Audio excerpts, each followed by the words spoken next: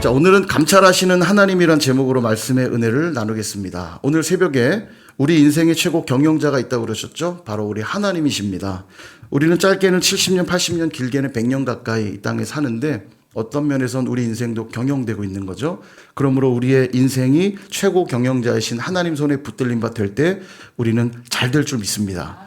자, 오늘 제목은 감찰하시는 하나님인데요. 감찰이란 뜻이 뭐냐면 어떤 단체의 규율이나 행동을 감독하여 살핀다, 그런 뜻입니다. 다들 아실 거예요. 그래서 국가에는 감사원이 있고요. 각 기관과 단체들에도 다 감사하는 기구들을 두어서 그 조직을 감찰하게 하죠. 어떤 기관이든 어떤 단체든 다 좋은 뜻을 가지고 시작하지만 뜻하지 않게 문제는 생깁니다. 그때마다 이 감사기관들이 감찰을 통해서 문제점을 찾아내고 비리가 있다면 비리를 적발해서 처음에 목적한 바대로 갈 수 있도록 그렇게 하는 것입니다. 동일하게 우리 인생도 이렇게 하루가 태어난 것처럼 멋진 인생을 꿈꾸며 출발하지만 가다 보면 요 길로도 가고 저 길로도 가고 어려움을 겪죠. 그때마다 감찰하시는 우리 하나님의 감사를 잘 받으면 우리 인생도 바른 경영이 가능해지게 될 줄로 믿습니다. 오늘 본문 통해서 하나님이 그럼 무엇을 우리 인생에 감찰하시는지 그 감찰의 기준 3가지를 좀 나누고자 합니다. 첫 번째는 정의와 공의예요. 정의와 공의. 1절. 왕의 마음이 여호와의 손에 있음이 마치 봇물과 같아서 그가 임의로 인도하시느니라. 아멘. 왕의 마음은 여호와의 손에 있기 때문에 그 왕을 통해 하나님이 임의로 인도하신다는 겁니다. 그래서 1차적으로 하나님의 감찰 기능은 세워진 외적 권위에 의해서 이루어져요. 그래서 하나님이 세운 왕, 이 통치자들, 권력자들은 정의와 공의를 세우기 위한 노력이 반드시 필요하고요. 왜냐하면 하나님이 세우셨으니까. 국민들은 또 그 권력에 대해 복종하는 자세들이 필요하죠. 그래서 우리는 하나님의 정의와 공의가 실현될 수 있도록 지도자들을 위해서, 특별히 대통령과 위정자를 위해 기도해야 될 사명이 우리에겐 있습니다. 정의와 공의가 실현되는 걸 보면요, 가슴이 시원해지는 걸 느끼거든요. 이 정의와 공의가 무너지는 사회 속에 살 때 사회는 혼탁해지는 거고 가슴이 답답해지는 겁니다. 새로운 대통령 우리도 선출했는데요. 우리가 해야 될 일이 뭘까요? 대통령과 위정자들을 위해서 역시 기도하는 일입니다. 하나님의 정의와 공의가 이 땅에 흘러갈 수 있도록. 여러분, 이거 오해하시면 안 되는 게, 하나님의 정의와 공의가 흘러가는 게 기독교인이 대통령이 되고 교회가 많아지는 이런 표면적인 의미가 아니에요. 기독교인이든 아니든이 중요한 게 아니라 하나님의 공의와 정의, 이 사회의 질서와 또 공의와 정의가 바르게 실현되는 것, 법이 바르게 시행되고 공정과 상식이 사회에 나타나고, 이런 것들이 하나님이 하시는 일이라는 겁니다. 그러므로 우리가 기도해야 돼요. 지도자를 통해 이런 일들이 일어나도록. 자, 나라를 위해서는 이렇게 권력자를 세워서 하나님이 감찰을 하신다면 나라는 존재도 정의와 공의가 실현되도록 감찰하신다는 겁니다. 2절을 보세요. 같이 한번 읽어볼까요? 시작. 사람의 행위가 자기 보기에는 모두 정직하여도 아멘. 하나님은 우리의 마음을 감찰하신대요. 그러므로 스스로 자기가 정직하다고 여기는 게 중요한 게 아니라, 그래 그래도 나는 괜찮아, 나는 잘했어, 내가 정직하다 여기는 게 중요한 게 아니라 누가 보기에 정직해야 돼요? 하나님이 보시기에 정직해야 되는 겁니다. 그러므로 3절. 공의와 정의를 행하는 것은 제사 드리는 것보다 여호와께서 기쁘게 여기시느니라. 아멘. 정의와 공의가 이토록 중요해요. 그럼 정의와 공의가 뭐냐? 공의는 뭐냐면, 예전에도 이거 설명드렸는데, 공의는 이 원문에 체다카라는 단어예요. 체다카. 그리고 정의는 미시파트라는 단어입니다. 체다카, 미시파트. 이 뜻이 뭐냐면, 공의, 체다카라는 단어는 바른 관계를 말해요. 즉 하나님, 또 나는 하나님의 자녀로서 맺어야 될 바른 관계. 그 바른 관계를 맺어가는 걸 공의라고 할 수 있고요. 그러면 그분 바른 관계 속에서 이루어지는 여러 행태들이 있겠죠. 하나님을 아버지라 부르고 아버지로서 섬기고 그분을 아버지로 모시기 때문에 이루어진 여러 행위들이 있겠죠. 이걸 바르게 세워가는 게 공의인 거예요. 그럼 정의는 뭐냐? 미시파트는 뭐냐면 사회의 질서가 바르게 지켜가는 것. 예를 들면 이런 겁니다. 율법에 보면 율법은 공동체를 파괴하는 법은 하나도 없어요. 다 공동체를 세우는 법들입니다. 예를 들면 이웃을 사랑해라. 어려운 이들이 있다면 도와라. 죄를 지은 자가 있다면 벌 줘라. 이건 다 사회 질서를 세우기 위한 하나님의 말씀들이거든요. 그러니까 하나님 말씀대로 우리 사회에 바른 질서들을 세워가는 게 정의예요. 예, 공의와 정의가 나타나야 되는데 하나님과 바른 관계를 맺어서 자녀답게 살아가는 삶도, 그래서 사회에서 지켜가야 될 질서도 바르게 나타나기 위해 필요한 게 뭐냐면 하나님의 말씀이 필요한 거죠. 말씀으로만 공의를 세울 수 있고 말씀으로만 정의를 세울 수 있으니까 하나님 말씀에 순종할 때에만 정의와 공의를 실현할 수 있는 거예요. 그러므로 말씀으로 우리는 내면을 감찰해야 되는 겁니다. 하나님이 말씀으로 우리 내면을 감찰하시겠다는 거예요. 정의와 공의를 바르게 세우는지 아니 세우는지. 만약 정의와 공의는 세우지 않은 채 너희들이 제사만 드리고 있다면 하나님이 이것을 가증히 보시겠다는 거예요. 그런 제사는 난 받지 않겠다. 지금 그 얘기 하시는 거예요. 공의와 정의를 행하는 게 제사를 드리는 것보다 여호와를 더 기쁘시게 한다. 그 말은 제사 필요 없다가 아니라 우리가 드리는 제사에 반드시 들어가야 되는 게 공의와 정의라는 거예요. 좀 더 풀어 말하면 말씀 따라 순종하는 삶이 들어있을 때 드리는 예배야말로 진짜 예배다. 그 얘기 하시는 거죠. 그러므로 날마다 하나님 말씀으로 저와 여러분의 내면을 감찰받으실 수 있길 주님의 이름으로 축복합니다. 두 번째는 의로움이에요. 의로움. 하나님이 우리를 감찰하시는 두 번째 기준, 의로움. 4절 볼까요? 눈이 높은 것과 마음이 교만한 것과 악인이 형통한 것은 다 죄니라. 아멘. 자, 악인이 형통한 건 다 죄래요. 형통한 건 좋은 거예요, 나쁜 거예요? 좋은 거죠. 근데 악인이 형통한 건 죄래요. 자, 재미난 건 이 형통이라고 번역된 단어에는 개간이라는 뜻이 있습니다. 개간. 땅을 개간하다는 뜻 알죠? 예. 그러니까 땅을 일구는 행위는 죄가 아니죠. 뭐 땅을 일구는 게 왜 죄가 되겠어요? 다만 악인이 높아진 눈과 교만한 마음을 가지고 형통하기 위해 땅을 개간하는 행위는 죄라는 거예요. 예, 이게 좀 말이 어렵죠. 좀 더 쉽게 이해하기 위해서 8절. 죄를 크게 범한 자의 길은 심히 구부러지고 깨끗한 자의 길은 고드니라. 아멘. 자, 죄를 크게 범한 자의 길은 그 길이 아무리 넓고 좋아 보여도 하나님 보실 땐 그건 구부러진 길일 뿐이고 깨끗한 자의 길은 험난하고 좁아도 그 길이 고든 길이라는 겁니다. 성경에서도 말씀하시잖아요. 생명으로 가는 길은 어때요? 좁고 협착하다 말씀하시고 멸망으로 가는 길은 그 길이 넓다고 말씀하셨죠. 자, 그럼 질문 드릴게요. 넓고 잘 깔린 길이 좋으세요? 좁고 험한 길이 좋으세요? 당연히 넓고 잘 깔린 길이 좋은 거죠. 그러나 중요한 건 길이 어떤 길이냐가 지금 핵심이 아니고 그 길 끝에 뭐가 있느냐가 지금 중요한 거라는 거예요. 만약 좁고 협착해도, 그러니까 좋은 길이 아니, 누가 봐도 좋은 길이 아닌데 좁고 협착하지만 그 끝에 생명이 있다면 그리로 가야 되는데 이 끝은 보지 않고 내가 가기에 편하고 좋은 길만 찾아간다면 그걸 뭐라고 부른다고요? 하나님은 죄라고 부른다고요. 그걸 죄요. 그걸 굽은 길이라 말씀하신다는 거예요. 자기 길이 형통하다고 이 사람은 여기겠죠. 왜냐하면 넓은 길, 좋은 길로 들어섰으니까 야, 나 형통하구나. 잘 되겠구나.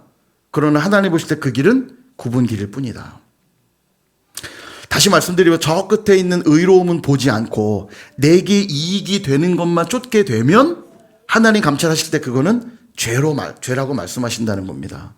제가 재미난 얘기 하나 드릴게요. 결리망이라는 말이 있습니다. 결리망의. 자, 한자를 보시면 볼견자죠. 이익을 보고, 눈앞에 이익을 보고 잊어버릴 의롭다 의죠. 눈앞에 이익을 보고 의로움을 잇는다 이런 뜻이에요. 이 사자성어가 결리망의. 진짜 재밌는 것, 이 단어가. 당장의 눈앞에 이익 때문에 하나님의 의로움을 잊어버리는 것, 이게 죄라는 거예요. 지금 이 잠언의 표현대로라면. 그러니까 결리망의가 딱 여기에 맞는 사자성어입니다. 대학 교수들이요, 매년 한 해를 마무리할 때 올해의 사자성어를 뽑거든요. 그 한 해를, 그러니까 12월에 나와요. 12월에 대학 교수들 뭐 1000명 이상 딱 이렇게 조사해가지고 올해의 사자성어를 뽑는데 2023년 12월에 올해의 사자성어, 그러니까 2023년의 사자성어죠. 뭐가 나오냐면 이 결리망의가 나왔어요. 2023년이면 그게 먼 과거가 아닙니다. 1년 조금 넘은 정도예요. 그러니까 우리 이제 흔히 굳이 표현하면 윤석열 정권 그때죠. 대학 교수들이 뽑았어요. 우리 사회 민낯을 우리 대학 교수들이 정확하게 짚고 있는 거죠. 여러분, 오늘날 우리 사회가 이익 중심의 사회가 되어버렸습니다. 이익은 나쁜 게 아니죠. 이익을 추구하는 건 나쁜 건 아닌데 문제는 뭐냐면 이 이익을 얻기 위해 불의도 마다하지 않는다는 게 문제예요. 내게 이익이 되기만 한다면 법도 다 왜곡해 버리고요. 공정과 상식 다 짓밟아 버리고요. 과정과 절차를 다 무시해 버린다는 게 문제인 겁니다. 내게 이익만 된다 그러면. 그래서 여러분 항상 우선돼야 될 게 이익이 아니에요. 무엇이 옳은가 무엇이 그른가에 대한 기준이 먼저 있어야 되는 겁니다. 왜냐하면 의로움을 택하다 보면 우리가 손해를 볼 때도 있고 피해를 입을 때도 있어요. 물론 결과적으로 분명 이득이 될 겁니다만 당장 손해와 피해가 있을 수 있거든요. 그러나 그럼에도 불구하고 의로운 길을 걸을 때 하나님은 그걸 보고 곧은 길이라 말씀하신다는 거예요. 근데 오늘날 우리 사회와 현대인들이 늘 이익을 우선 추구하다 보니까 이익만 얻을 수 있다면 다 용서가 되는 거예요. 그런 분위기가 있단 말이죠. 여러분 이걸 결코 가볍게 여기서는 안 됩니다. 잘 들으셔야 돼요. 이익이 우선되는 삶을 살기 시작하면 가장 먼저 나타나는 현상이 뭐냐? 공정과 상식이 무너집니다. 그러니까 정의와 공의가 실현되기가 어려워요. 옳고 그름을 논할 수가 없습니다. 자, 주일 예배를 우리는 빠지지 말고 드려야 된다는 것 우리 상식이죠? 그리스도인들의 상식이죠? 아니에요? 주일날 우리가 예배하는 걸 항상 삶의 우선순위에 둔다는 거 다 상식이죠? 맞죠? 자, 그런데 누군가가 주일날 빠지면 죄송하고 미안해서 1,000,000원을 헌금한다 칩시다. 1,000,000원. 괜찮죠? 자, 1,000,000원 헌금을 딱 해요. 교회는 분명 이익이 될 겁니다. 1,000,000원을 우습게 보시는 거. 그러니까 역시 집에 많아서 재산이. 1,000,000원 헌금하면 큰 거죠? 아, 교회는 분명 이익이 되죠. 자, 그럼 주일날 빠지는 거 용서가 되겠죠? 1,000,000원이나 헌금했으니까. 그랬더니 갑자기 목사 이런 생각하는 거죠. 다음 주도 안 오시면 좋겠다. 그럼 또 1,000,000원 또 헌금하니까. 그 다음 주도 안 오면 좋겠다. 문제가 있죠, 지금 뭔가, 그죠? 교회가 지금 재정이 너무 부족한 거예요. 그랬더니 다음 주도 안 오게 하옵소서. 예배를 드리는 게 하나님 앞에 의로운 것인데 이익을 쫓다 보면 이 의로움, 옳고 그름에 대해서 무너질 수 있단 말이에요. 주일날 예배한다고 하는 그 가장 기본적인 상식들을 파괴할 수 있단 말이에요. 이익을 쫓다 보면요. 그런 예가 있습니다. 역사 속에. 아주 대표적인 예가 있어요. 독일의 이 나치 정권의 히틀러가 바로 그 예인데 히틀러가 독일 정부를 장악하고 유대인들을 학살하기 시작하잖아요. 몇 명 학살한지 아세요? 유대인들을 얼마나 죽였을까요? 아주 정확하게는 알 수 없지만 대략 추정해 본 결과 600만 명 정도 학살한 걸로 알려져 있습니다. 600만 명. 안 놀라실 줄 알았어요, 내가. 이 정도. 600만 명이라니까요. 엄청난 숫자 아닙니까? 이렇게 많은 사람이 죽어나가고 있는데 도대체 독일 국민들 뭐 하고 있는 거죠? 좀 이상하죠. 이해가 안 되죠. 전혀 상식적이지 않죠. 여러분 상당히 많은 독일 국민들이 오히려 히틀러를 지지했다는 사실 아십니까? 이 집단 학살에 왜 동조했을까요? 독일 국민들이. 심지어는요, 독일 교회조차도 히틀러 편에 서서 침묵하는 교회도 있었지만 배후에서 지원한 교회도 많았어요. 아니 이런 어마어마한 일을 벌이고 있는데 교회가 지지를 한다? 이상하지 않습니까, 여러분? 뭔가, 그죠? 히틀러가 내세운 개념이 뭐였냐면 독일의 이 게르만족은 위대한 혈통이고 위대한 민족이어서 다른 인종보다 우월해서 인류 역사의 위대한 사명을 감당해야 된다는 거예요, 독일 민족들이. 그래서 하나가 될 걸 강조했습니다. 이게 잘못된 민족주의고 이게 전체주의입니다. 이걸로 다 묶었어요. 일단 독일 민족들은 하나가 돼야 되고 특별히 유대인들은 이 금융업을 많이 장악하고 있었거든요. 그러니까 이 유대인들을 몰아내지 않으면 우리가 말하자면 이런 일들을 감당하는데 그들이 방해가 되기 때문에 경제적 이득을 얻을 수 없고 특별히 이 우월한 게르만족이 열등한 유대인들을 처단해야 된다고 얘기를 했습니다. 왜 그랬냐면 성경에 보면 유대인들이 예수님을 죽이죠. 그리고 그들의 피가 그들의 머리로 돌아갈 것이다라고 성경이 말하거든요. 본인들이 그 일들을 해야 된다고 생각하는 거죠. 유대인들은 죽어 마땅한 자들이고 그들이 예수님을 죽였던 그 죄에 대하여 그 피값을 받아야 된다고 그렇게 얘기했어요. 그러니까 교회가 히틀러 편을 든 거예요. 위대한 독일을 세워서 이 나라의 사명을 감당하고 또 죄를 지은 자들을 처단하고 이런 개념들로 묶이니까 600만 명이 죽어나가는 이 엄청난 사살 앞에서도 반대한 이들도 있었죠, 소수는. 근데 상당수들은 침묵하거나 동조했단 말이에요, 오히려. 이게 파시즘이에요, 극우 파시즘. 나라의 이익과 뭔가 우리가 얻을 게 있다고 생각하니까 의롭고 당연하고 공정이고 상식이고 정의와 공의가 되는 모든 것들 버리더란 말이에요. 이게 극우 파시즘입니다. 이게 무서운 거예요. 제가 왜 이걸 잘 들으라고 말씀드렸냐면 지금 우리 사회가 비슷한 진통을 앓고 있습니다. 뉴스에 극우라는 단어가 무지 많이 나오죠. 이 극우 파시즘 현상이 지금 우리나라에도 상당히 법원 폭동 사태가 대표적인 예고요. 이건 상상할 수 없는 일이에요. 법원에 폭력을 행사하되 그 영상 다 보셨을 겁니다. 봉으로 가지고 유리를 다 깨고 발로 때려 부시고 막 난폭하게 들어가서 다 때려 부셨단 말이에요. 정강원 목사로 대표되는 이 극우 기독교 집단들의 무서운 행태들, 화염병 투척하는 일이라든지 폭력 행사하는 모습들. 교회가 왜 저러나는 생각이 들지 않으세요? 이게 자신의 집단의 이익이라 여기니까 의로움을 잊어버리는 겁니다.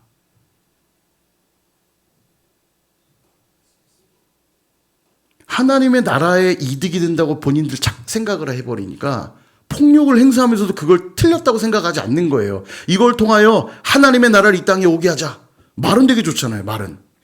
근데 그게 이런 방식으로 임하는 하나님 나라가 아님에도 그게 우리에게 이득이 되고 옳다 판단해 버리니까 극우 파시즘 현상들이 나타나는 거예요. 공정과 상식이 다 무너지고 정의와 공의를 흘려버리지 못하는 겁니다.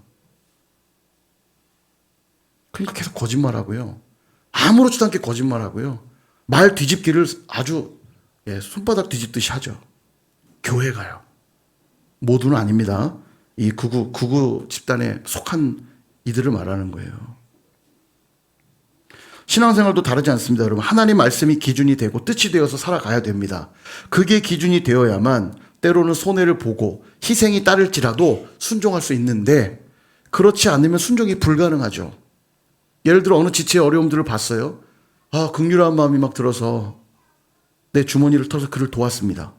손해본 건 맞죠? 내 주머니를 털었으니까 내가 손해본 거 맞죠? 손해본 거예요. 그런데도 왜 내 주머니를 털어서 그를 도와야 되는 거죠? 그게 하나님의 뜻이니까. 하나님이 그게 내게 주신 마음이고 감동이니까 비록 내 주머니를 털어서 누군지도 모르지만 그 어려운 이에게 흘려보낸단 말이에요. 손해를 보지만. 그죠?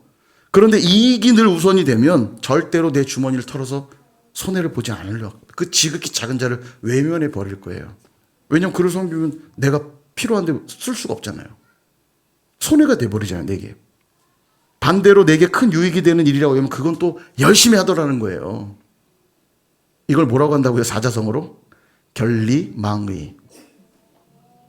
결리망의가 나타나면 어떤 일이 생기냐. 누군가가 희생하여 섬기는 건 당연하게 여겨요. 잘한다 당연하게 여기면서. 왜요? 내겐 이익이 되니까. 그가 섬김으로. 나는 안 해도 되잖아요. 그러니까 잘한다 하면서도 반대로 내가 누군가를 희생하고 섬기는 건 하지 않으려고 할 거예요. 왜요? 내겐 손해가 되니까. 여러분, 교회 안에 이런 일이 벌어지면 이거 진짜 심각한 공동체입니다. 결리망의 같은 일 사자성어는 교회에 있어서는 안 돼요. 하나님의 뜻이 드러날 수가 있을까요? 나의 이익을 우선하는데 어떻게 하나님의 의의를 드러낼 수가 있겠어요? 9절도 보세요. 다투는 여인과 함께 큰 집에서 사는 것보다 움막에서 사는 것이 나으니라. 아멘. 이 말씀 읽으면서 막 공감하고 이렇게 가슴을 치시는 분도 계세요. 나는 다투는 여인과 움막에서 사네. 아이고 어떻게 해요 이러면서. 큰 집과 움막이 지금 비교되고 있거든요. 자 보세요. 움막이 여기 직역하면 무슨 뜻이냐면 옥상 이런 뜻이에요. 지붕 위. 이 팔레스타인 가옥 자체가 이렇게 평평한 옥상이 위에 있는 구조거든요. 그러니까 지금 여기서 말하는 움막, 옥상은 어떤 개념이냐면 보호받지 못하는 위태로운 공간을 말하는 거예요. 옥상의 한 구석에서 사는 것과 넓고 편안한 큰 집이 지금 대조되고 있는 겁니다. 자, 그럼 어디가 더 좋은 곳이죠? 당연히 큰 집이 좋은 곳이죠. 당연히. 그런데 우리에겐 그보다 더 중요한 가치가 있다는 거예요. 큰 집이냐 움막이냐보다 더 중요한 가치가 뭐냐? 다투며 살 것인가? 화목하게 살 것인가? 화목하기 위해서라면 비록 움막이라 해도 거기서 사는 걸 기쁘게 여겨야 되는데 이익만 쫓는 사람은 뭘 선택해요? 다투면서도 큰 집에서 살려고. 큰 집에서 살면서도 다투며 산다는 겁니다. 근데 하나님은 감찰하신대요.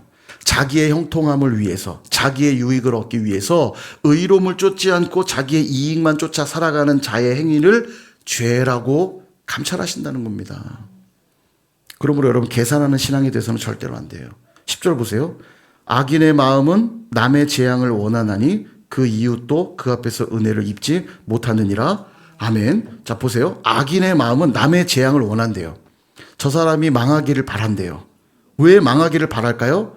그가 망하면 그 이익은 내게 돌아오니까. 그러니까 다른 이가 잘 안 되면, 예를 들어 같이 공부하자는 학생들하고 옆에 애가 친구가 나 오늘 시험 망했어 그러면 어떤 마음이 올라와요? 우리 청소년? 아싸 이렇게 되죠. 얘가 망하면 내 점수도 올라가니까, 내 성적은 또 잘 나오니까. 그런 거 아니에요? 상대평가가. 즉 그 얘기예요. 악인의 마음은 늘 남의 재앙을 원한대요. 쟤 망하면 제가 가진 재산이 내게 오겠구나. 그들에게는 절대로 뭐가 주어지지 않는다고요? 은혜가. 그들은 은혜를 입을 수 없느니라. 왜일까요? 계산하니까. 하나님 말씀하시면 그래 나도 똑같이 계산해 줄게 너한테. 사랑하는 여러분, 왜 이 계산하면 안 되냐면 사람들은 다 자기가 똑똑하고 정직하다고 여기면 삽니다. 근데 하나님이 감찰하시면 다 드러난다는 거예요. 그러므로 얄팍한 머리로 계산하다가는 진짜 큰 손해를 입고 말 겁니다. 하나님이 그대로 계산해서 돌려주실 거라는 거예요. 그러니 내가 받을 은혜가 있어요, 없어요? 없죠. 내가 하는 일이 뻔한데. 그러므로 여러분, 헌신하는 일에 계산하지 마시기 바랍니다. 희생하는 일에도 계산하지 마세요. 어떻게 하면 덜 희생하고 덜 손해볼까를 계산하지 마시라고요. 그럼 하나님 뭐라고 하신다고요? 알았어, 내가 똑같이 계산해 줄게. 그럼 너에게 줄 은혜는 없다, 계산해 보니까. 여러분, 그분의 자비와 긍휼과 그분의 어떠함으로 내가 은혜를 입는 건데, 내가 요만큼 뭐 조금 잘한 것, 내가 요만큼 얻을 이익 때문에 계산하면 그분이 나에게 계산해서 내가 받을 수 있는 은혜가 있겠어요? 여러분, 그러므로 헌신하고 희생하는 일에 계산하지 마시고 손해를 볼지라도 의로움을 추구하셔야 돼요. 하나님이 기뻐하시는 일을 추구하셔야 돼요. 그러면 사람은 혹시 갚아주지 않을지라도 하나님은 반드시 풍성한 은혜로 대갚아 주신다고 약속하고 계십니다. 사랑하는 여러분, 의로움을 추구해서 이익을 얻게 되는 게 그게 진짜 축복이에요. 이익을 얻어서 의로워져 보려고 하는 것은 이거는 죄가 되고요. 의로움을 추구할 때 이익을 얻게 될 때 그게 진짜 축복입니다. 그러므로 무엇이 의로움인지 살피시고 감찰 받으시는 저와 여러분 되시기를 주님의 이름으로 축원합니다. 마지막 세 번째는 자비를 쫓으랍니다. 자비예요, 자비. 자, 하나님이 감찰하시는 세 번째는 자비인데 13절, 귀를 막고 가난한 자가 부르짖는 소리를 듣지 아니하면 자기가 부르짖을 때에도 들을 자가 없으리라. 아멘. 하나님은 우리가 어려운 이들에게 귀를 기울이는 것을 감찰하신대요. 왜냐하면 하나님 마음은 늘 그런 가난하고 연약하고 작은 자들에게 마음을 두시거든요. 그러므로 우리가 하나님을 믿는다면 당연히 그들에게 귀를 기울여야 되는데, 만약 그들의 소리를 듣지 않는다면 하나님도 나의 부르짖음을 듣지 않으시겠다는 겁니다. 여러분, 우리는 참 이기적이에요. 다른 이들의 어려움에는 콧방귀도 안 깨다가 내가 어려워지면 막 간절해져요. 도움받기를 원하죠.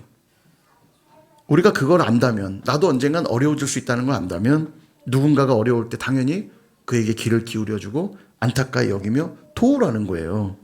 그러면 너가 어려울 때도 도움을 받게 될 것이고, 무엇보다 누가 도와주세요? 하나님이 도와주신다고, 너의 부르짖음을 들어주겠다고 약속하고 계시는 겁니다. 바로 이 자비가 너에게 있는지를 감찰하신다는 거예요. 14절도 보세요. 은밀한 선물은 노를 쉬게 하고 품 안의 뇌물은 맹렬한 분을 그치게 하느니라. 아멘. 선물, 뇌물 다 지금 같은 뜻인데요. 노를 쉬게 하고 분을 그치게 한대요. 선물과 뇌물은. 자, 그러므로 뇌물을 많이 사용해라 이런 뜻일까요? 예, 그런 뜻이 아니에요. 바로 앞에 나온 내용이 뭐였냐면 가난한 자들, 연약한 자들을 도우라는 내용이 앞에 있었죠. 그거와 연결해 생각해야 돼요. 무슨 얘기냐면 높은 자들, 자기에게 이득이 될 것 같은 자들에게는 뇌물을 잘도 바치면서 가난하고 연약한 이들에게는 선물 하나 줄 모르는 무자비를 지적하고 있는 거예요. 이 말씀은요. 이것은 누군가에게는 선물이 될 수 있고 누군가에게는 뇌물이 될 수 있잖아요. 그러니까 높은 자들에게 왜 뇌물을 주죠? 이득을 얻으려고 뇌물을 주는 거잖아요. 높은 자들에게는 아까워하지 않으면서 뇌물을 바치면서도 가난하고 어려운 이들에게는 선물 하나 줄 모르는 그 무자비를 하나님이 감찰하시겠다는 거예요. 지켜보겠다는 겁니다.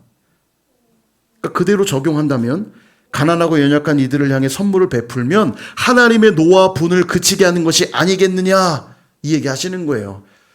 높은 자들에게 뇌물이나 바쳐서 이득이나 얻으려고 하면 하나님 노와 분이 일어나지만, 가난한 이들에게 선물을 나누며 자비를 베푼다면 하나님의 노와 분을 그치게 하는 것이 아니겠느냐. 그 얘기 하시는 겁니다. 그러니까 그들은 뭘 경험하냐면 하나님의 자비와 긍휼을 경험하는 거예요. 말씀을 정리합니다. 사랑하는 여러분, 우리 하나님은 감찰하시는 하나님이십니다. 그래서 그가 잘하고 있으면 복을 주시고 잘 못하면 벌을 주시겠죠. 11절 보세요. 거만한 자가 벌을 받으면 어리석은 자도 지혜를 얻겠고 지혜로운 자가 교훈을 받으면 지식이 더하리라. 아멘. 정말 재미난 말씀인데 거만한 자가 벌을 받는 것조차도 지혜자들을 위해서래요. 이게 어쩌면 당연한 말인 게 거만한 자는 거만하기 때문에 뭐를 잊고 사냐면 하나님이 감찰하신다는 사실을 잊고 산다는 거예요. 거만하니까. 내가 왕이고 내가 주인이고 내 뜻대로 다 할 거니까. 그러니 그에게 다가올 건 벌밖에 없겠죠. 감찰 받는 날 문제가 다 드러날 거 아닙니까? 그죠? 근데 지혜자는 어떤 자냐면 감찰이 있다는 걸 늘 기억하며 산다는 거예요. 그러므로 감찰이 있을 때마다 뭐를 더하냐면 교훈을 받고 지식을 더하게 된다는 겁니다. 더 복을 누린다는 거예요. 늘 감찰이 있다는 거 알고 거기에 맞춰서 그 기준에 맞춰서 사니까 감찰이 이루어질 때마다 오히려 더 그는 많은 것들을 누린다고 말씀하는 겁니다. 여러분, 그동안 의혹이 가득해서 국회에서 통과되었음에도 계속 거부되었던 법안들이 있었어요. 최상병 특검법, 내란 특검법, 김건희 특검법 이런 것들이 국회를 통과했지만 대통령이 계속 거부권을 행사해서 막혔었죠. 근데 이재명 대통령 취임하고는 어제 세 가지 특검법이 전부 다 통과가 되었습니다. 놀라운 건 이전에 만들어냈던 법안보다도 이번에 만든 법안은 훨씬 더 엄격한 기준들을 넣어서 법안이 통과가 됐어요. 그때 당시에도 많은 이 평론가들, 전문가들이 뭐라고 얘기했냐면 이 윤 정권이 어차피 많은 국민들이 의혹을 갖고 있으니 특검법을 받아서 자기들이 통치하고 있는 기간 동안에 오히려 특검을 받는 게 훨씬 유리할 텐데 만약 이걸 버티다가 이게 만약에 다음으로 넘어가면 더 위험할 수 있다 그랬는데 실제 그렇게 됐어요. 더 엄격한 잣대로 이제 조사를 받게 되었습니다. 왜 이렇게 될까 생각해 보면 모르겠어요. 권력이 영원할 거라고 믿은 게 아닐까 싶어요. 나는 영원히 망하지 않을 거라고 믿고 문제 없을 거라고 생각한 건 아닐까. 어느 누구도 나를 감찰할 수는 없다고 생각한 건 아닐까. 여러분, 이게 정부만의 얘기가 아닙니다. 우리를 감찰하시는 분이 있음을 늘 우리는 기억해야 돼요. 그렇다면 우리는 내 마음대로 내 멋대로 살지 못할 겁니다. 오늘 세 가지 말씀드렸다시피 우리를 감찰하시는 분이 있음을 늘 기억한다면 정의와 공의를 무시하고 이익만을 쫓으며 가난하고 연약한 자들을 업신이 여기며 살아가지 못할 거예요. 왜냐하면 그분이 지금도 감찰하고 계시니까. 하나님이 이 세 가지를 감찰한다는 거 꼭 기억하시고 살아낼 수 있기를 바랍니다. 하나님 말씀에 순종하여서 정의와 공의를 실현하시고 그래서 이익만이 아니라 때론 손해가 있겠고 희생하게 될지라도 하나님의 의로움을 쫓아 진정한 복된 이익들을 누리실 수 있기를 바라고요. 세 번째로 자비를 베푸십시오. 나에게만 집중하지 마시고 내 주변에 약하고 어려운 자들을 잘 돌아보시고 그들에게 베풀고 나누고 섬긴다면 하나님 우리에게 큰 복을 베풀어 주실 줄로 믿습니다. 그런 지혜로운 저와 여러분 다 되시기를 주님의 이름으로 축원합니다.